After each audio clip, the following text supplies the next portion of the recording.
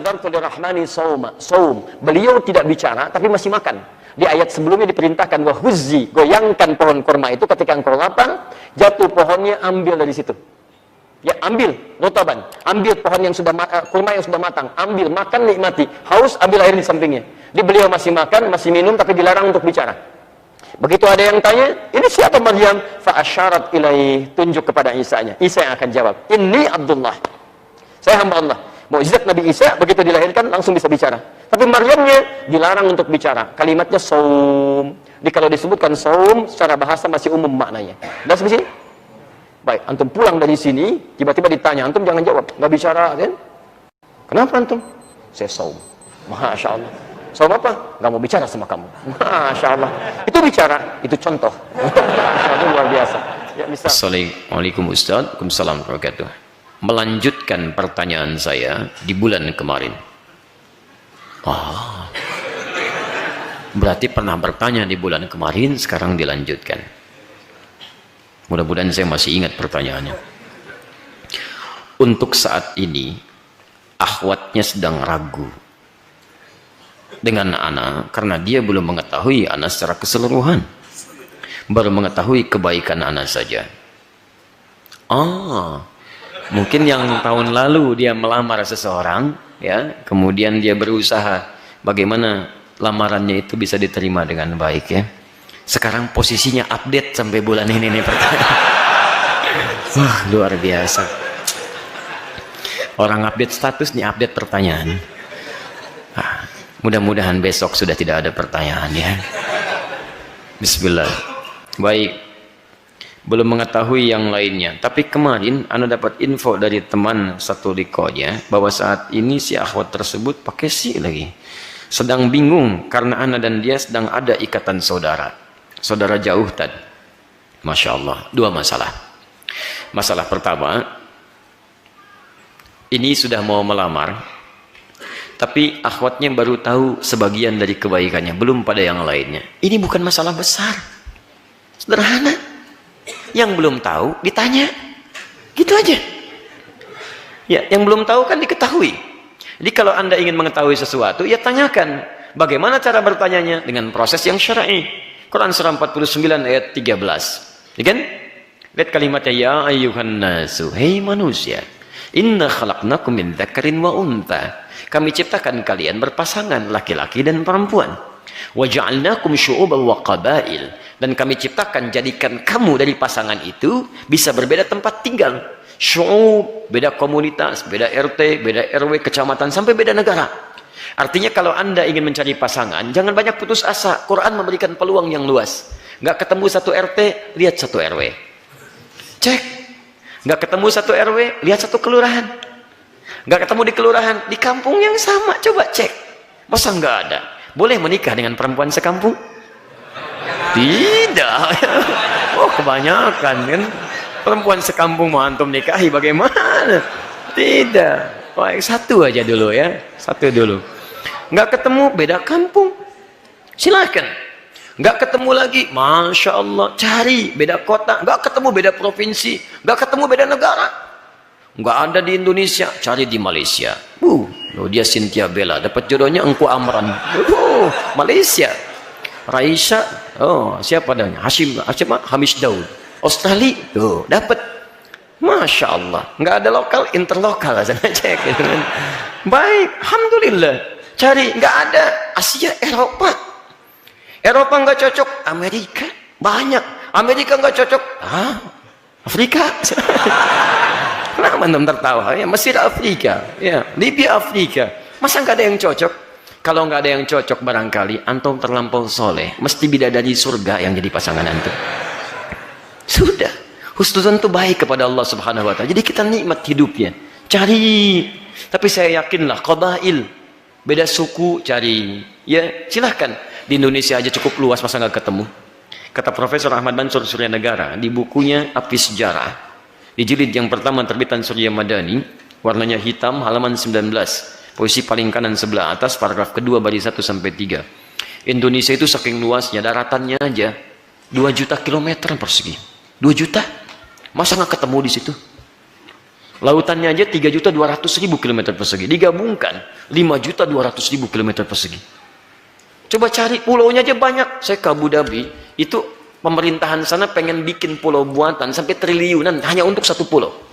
Kita ini kurang apa? 13.677 pulau. Itu belum termasuk Pulau Gadung, Pulau Gebang, Pulau Mas. Banyak. Antum kunjungi. Masa nggak ketemu? Baik. Lita'arafu, ini dalilnya. Lita'arafu, supaya ta'aruf. Jadi ta'aruf itu lihat, ada arafa ya'rifu, ada ta'arafa ya ta'arafu, beda. Kalau arafa satu sisi. Kalau ta'arafa dua sisi. Safaha itu satu orang, tasafaha saling bersalaman. Ini ngajak, ini ngajak. Di ta'aruf itu dua sisi. Jangan cuma pria mengetahui tentang yang calon perempuannya, tapi yang perempuan pun harus tahu calon laki-lakinya. Apa wasilahnya? Tidak harus kedua-duanya saling tahu. Lihat lingkungan sekitarnya, tanyakan pada keluarga terdekatnya, utus utusan untuk mengetahuinya. Bukankah Sayyidah Khadijah mengutus Maisarah? Dan Sayyidah Khadijah itu kan perempuan. Diutus Maisarah untuk melihat kepribadian Nabi SAW lebih dalam. Setelah tahu, utus utusan, pelajari lebih baik. Jadi demikian adanya. Jadi ini bukan persoalan yang sulit sesungguhnya.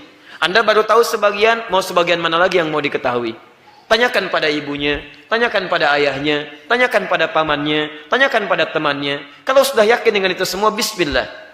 Belum yakin, istikharah. Istikharah. Itu yang laki-laki istikharah. Ya Allah, jika dia memang jodoh saya yang terbaik untuk saya, maka dekatkan ya Allah. Berikan kemudahan. Jika memang belum jodoh saya sampai saat ini, ya Allah, besok tetapkan sebagai jodoh saya, misal gitu kan. Itu maksa ya, minta yang baik. Maka carikan yang terbaik ya Allah, misal. Minta, itu indah gitu. Ya, bukan pekerjaan sulit. Sekarang masalah kedua, dia sedang galau, bingung karena ada ikatan saudara. Apa yang salah dengan ikatan saudara? Bukankah Sayyidah Fatimah radhiyallahu taala anha saudara dengan Ali bin Abi Thalib radhiyallahu taala anhu? Bukankah Abu Thalib pamannya Nabi? Punya anak namanya Ali? Bukankah kemudian nikahkan dengan Sayyidah Fatimah? Halo? Saudara kan? Nah, kalau satu mahram garis saudaranya, itu yang tidak terjadi pernikahan.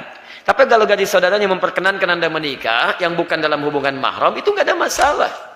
Nggak ada masalah, tinggal Anda cek saja hubungan satu mahram atau bukan. Jelas ya? Baik. Allah Ta'ala alam bisawab. Mudah-mudahan besok sudah selesai masalahnya. Bismillah. Ayo antum yang belum menikah. Assalamualaikum Ustaz Adi. Assalamualaikum. Ana Faruq, masih 17 tahun. Mau berapa tahun lagi antum ini? Takwalah kepada Allah. Sebelumnya ana dari Juli lalu ingin menanyakan ini sama Ustaz, tapi takut jadi gibah.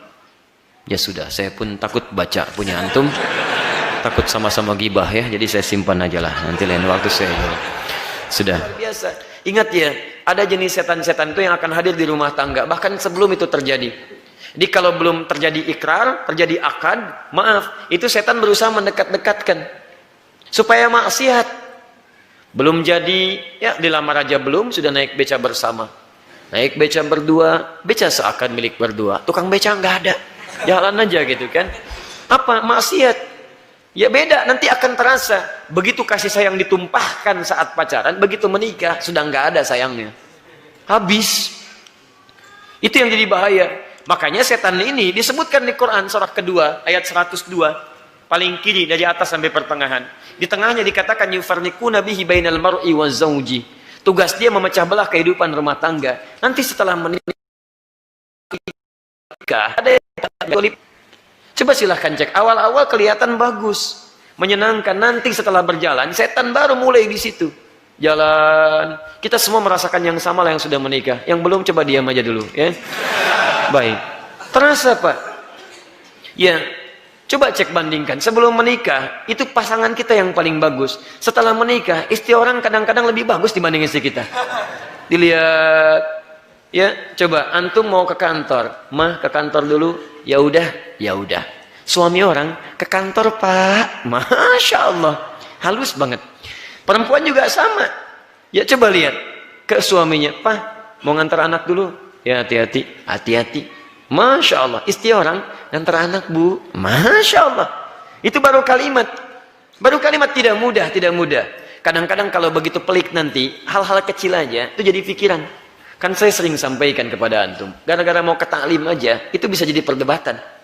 Papa, kita berangkat nih, mama pakai baju yang mana ya? Hitam atau putih? Kata suaminya, hitam aja mah, bagusan dikit. Ah, putih kali pak, tuh. Kata yang ngusulkan, tapi dijawab sudah punya pilihan. Luar biasa. Masih mending kalau dipakai satu di antara dua itu. Begitu keluar, hijau. Capek kita itu. Pokoknya ada aja lah gitu ya. Ya, jadi teman-teman sekalian, udah ini bukan pertanyaan lagi sebetulnya, sudah jatuh hukum. Kalau yang dimaksud pacaran seperti orang sekarang itu haram hukumnya. Haram hukumnya, sudah tinggalkan. Ya, tidak ada kebaikan di dalamnya. Itu hanya dibuat hal-hal yang seakan menyenangkan saja. Ya. Antum itu ada kaidah mengatakan begini, kalau sesuatu sudah diatur, antum jangan ikutan mengatur. Tuh.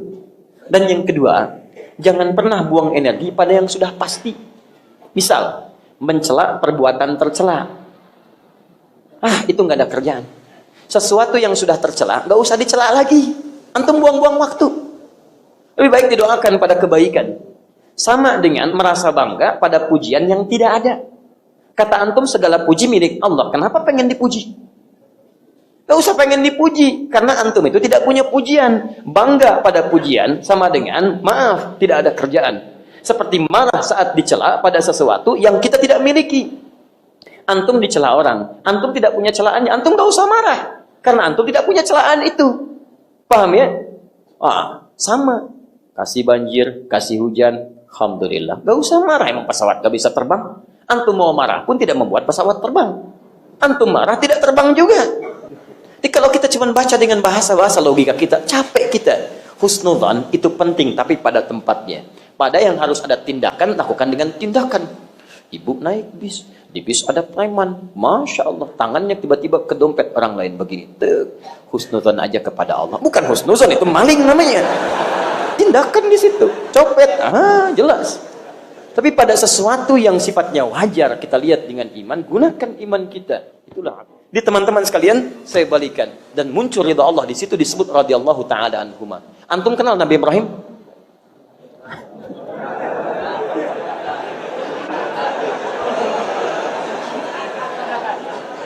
Begini Salman. Siapa yang tidak antum kenal? Pemirsa ini luar biasa ini ya. Setiap saya tanya seseorang, beliau kenal. Fir'aun kenal. Malam ini Nabi Ibrahim luar biasa. Antum kan nabrak tiang tadi ke sini. Masya Allah. Insya Allah baik ya. Saya kenal Nabi Ibrahim. Alhamdulillah. Saya ilustrasikan tempatnya. Kalau antum umrah, antum bisa napak tilas di situ. Kata para sejarawan yang kami telusuri sumber validnya, itu posisinya di situ kurang lebih. Bismillah. Ini kalau antum dari Zamzam, posisinya di sini misalnya. Ya, ini Safwa, ini Zamzam di sini. Kemudian ke sini sekitaran 5 sampai 10 meter, 7 meter lah, tidak terlampau banyak. Ini ada Jabal Qubais, ada istana raja sekarang, simbol kekuasaan. Antum masuk lebih cepat lewat yang sebelah sini. Kalau lurus ke sini, ini ada yang eskalator di sini, ada yang pintu sini. Antum belok yang ke sini. Kemudian di sini ada pos satpam yang pertama, security untuk istana. Ada penjaga satu orang polisi pakaian coklat, CCTV-nya di sini. Kemudian lurus. Di sini ada tiang lampu, ya. Betul, tiang lampu satu. Ini yang ini sudah hilang. Ya, tapi kita nggak bisa nabrak gini. Ini posisinya agak pas dengan batu. Pas. Ini rumahnya Abu Jahal di sini, ya. Abu Jahal dekat dengan lampu dulu. Terus kemudian sudah, kalau ada seseorang yang keliru, antum jangan banyak memberikan kekeliruan lagi. Menghujat tidak menghadirkan persoalan, antum doakan pada yang terbaik. Jika seorang sakit, doakan supaya sembuh, itu adabnya. Bukan dicela. Jika seorang sakit-sakitan, urusan dia dengan Allah. Sudah kita doakan pada kebaikan. Dengan mendoakan, solusi ada. Kebaikan datang, antum dapat pahalanya. Jika berubah, antum dapat pahala kebaikannya. Mencela orang itu tidak ada faidahnya teman-teman sekalian. Dan jika sesuatu sudah tercela, jangan banyak dicela, nggak ada kerjaan. Mencela yang tercela, buang energi. Tiang lampu.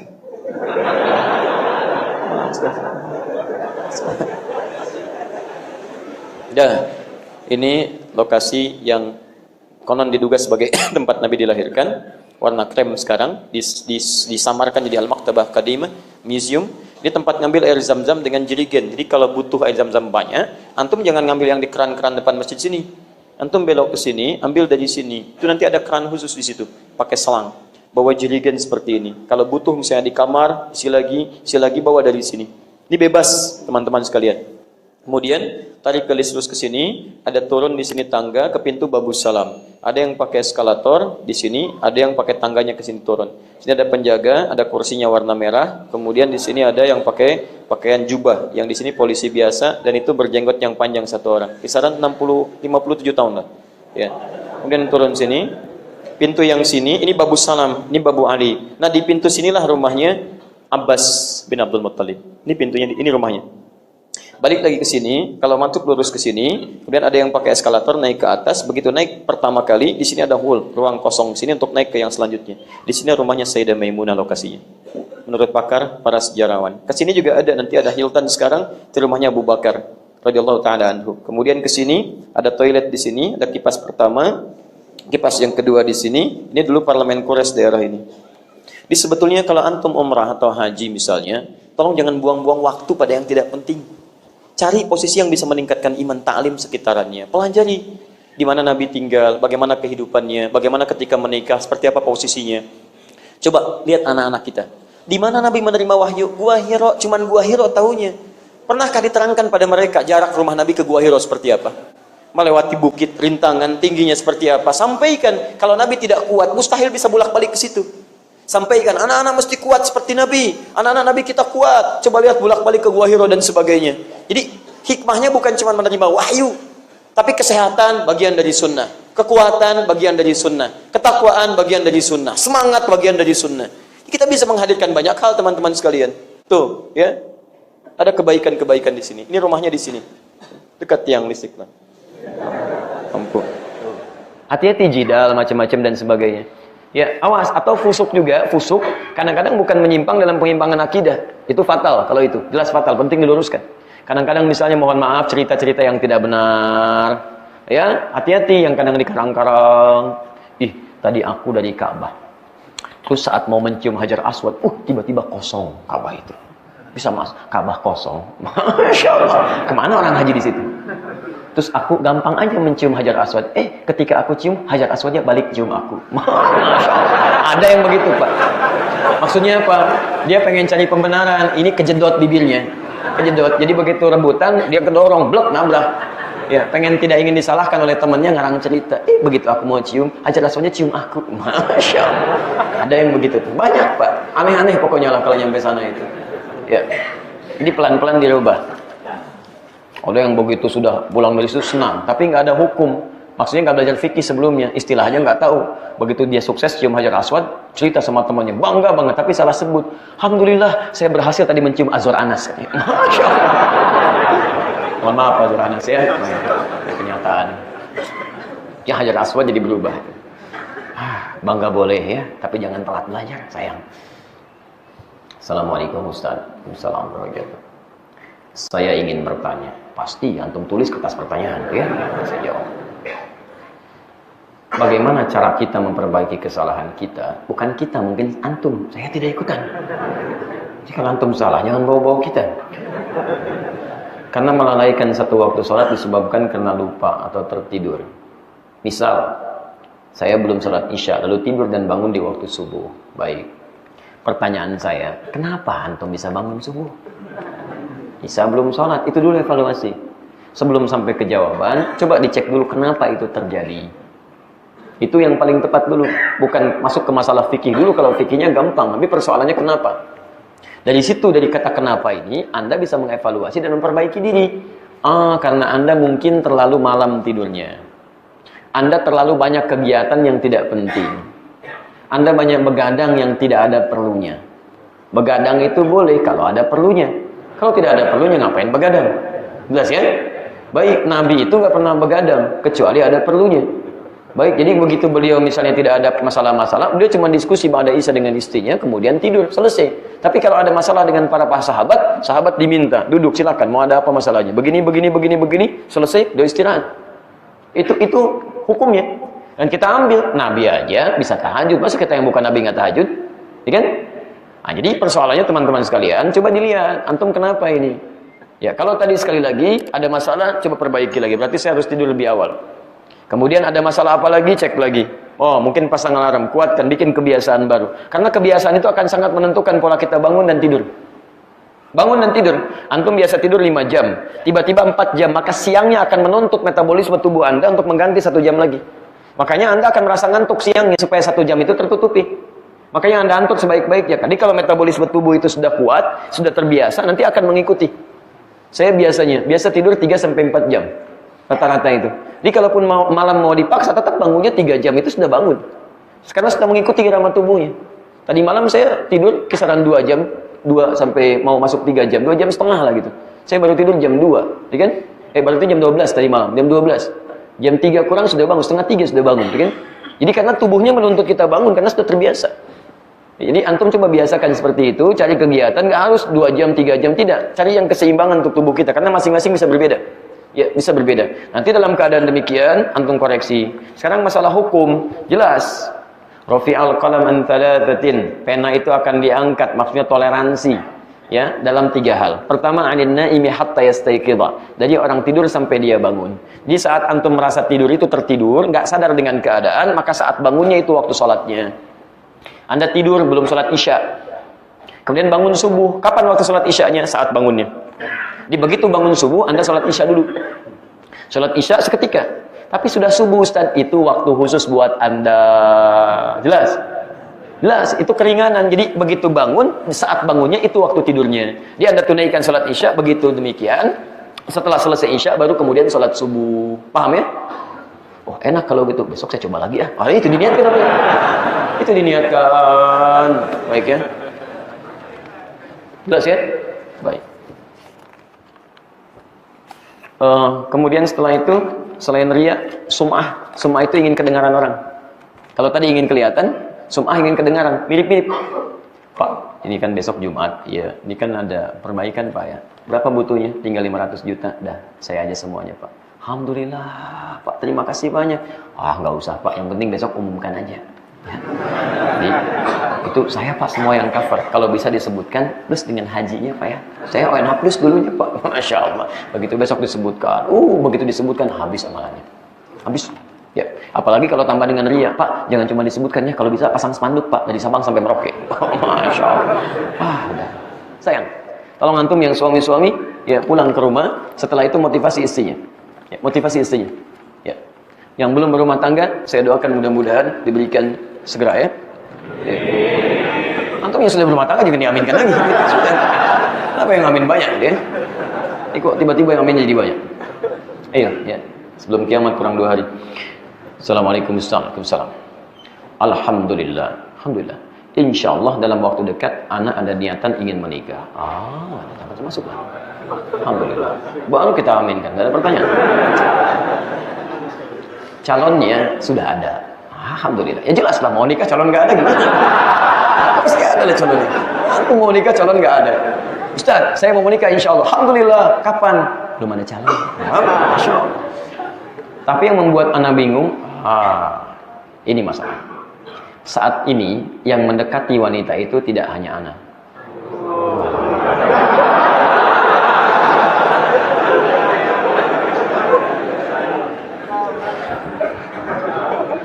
Tapi ada banyak sampai 3 ikhwan.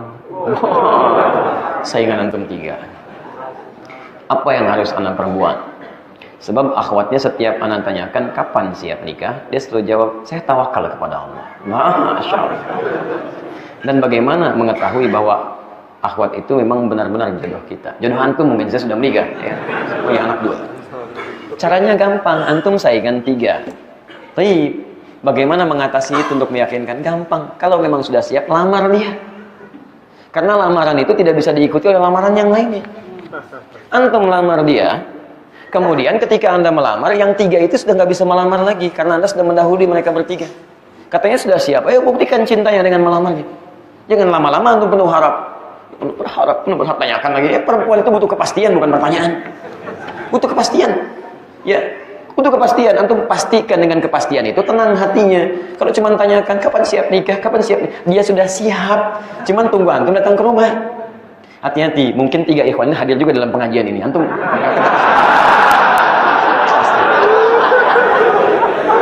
begitu dia dengar persiapan di hari ini, Masya Allah.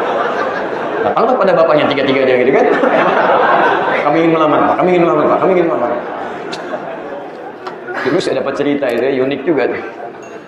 Ada seorang kiai punya anak perempuan, cantiknya luar biasa tuh, salehah. Yang saingan 3 juga datang. 3 bersamaan pengen melamar. Bapaknya ngetes dengan Quran. Ukurannya bukan dengan dunia, bagus. Penanda pertama siapa namanya? Anas Pak. Baca surat Anas. Baca. Bagus. Kedua, Torik Pak. Lebih tinggi dikit. Torik baca. Torik baca. Bagus. Yang ketiga, belum ditanya udah pucat. Ananda siapa? Saya Imron Pak.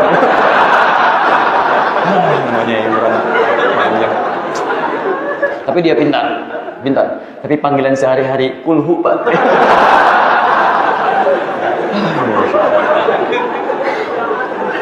Ada aja. Udah lah. Subuh-subuh sudah ada-adanya. Assalamualaikum.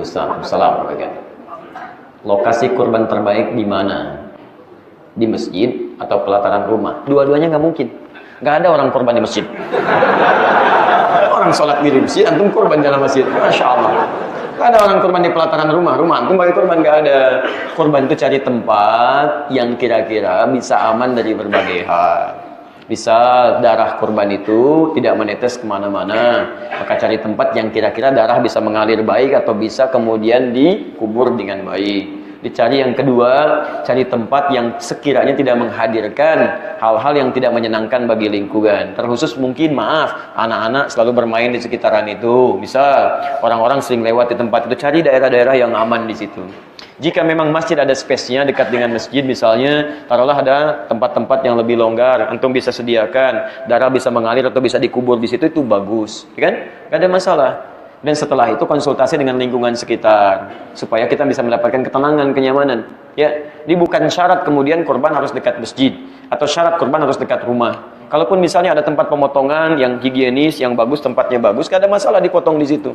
Cuman kadang-kadang dipotong di sekitaran tempat yang berkorban itu menumbuhkan semangat dan kenyamanan tersendiri. Masyarakat datang, bagi-bagi tugas. Sering kali terjadi yang suami potong-potong, ibu-ibu tempat masukin ke plastiknya. Semuanya ada punya perasaan gembira. Di situ syiar muncul.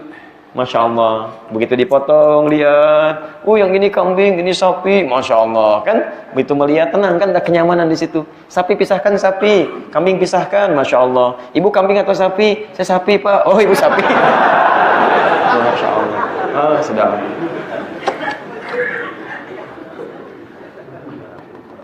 Ya, kadang mesti jeli ya dalam bahasa. Saya pernah makan di Malang tuh, makan, sedang suasana lelah betul, masuk ke rumah makan. Saya tanya, kan banyak itu menu makannya. Di sini ada ayam nggak? Ada Pak, banyak. Tolong suruh keluar dulu, saya mau makan. Semuanya bingung ada gitu, senyum gitu kan. Kamu keluar. Saya ingin bertanya tentang tuntunan sunnah berkurban. Bagi orang yang hendak berkurban untuk dirinya dan keluarganya, apakah disunahkan juga anggota keluarganya untuk tidak memotong kuku dan rambut? Yang ditujukan untuk kurban, itu yang tidak boleh potong kuku dan rambut. Antum tadi korban untuk diri dan keluarga, maka sampaikan pada keluarga, jangan dulu potong kuku dan rambut sampai hewan disembelih.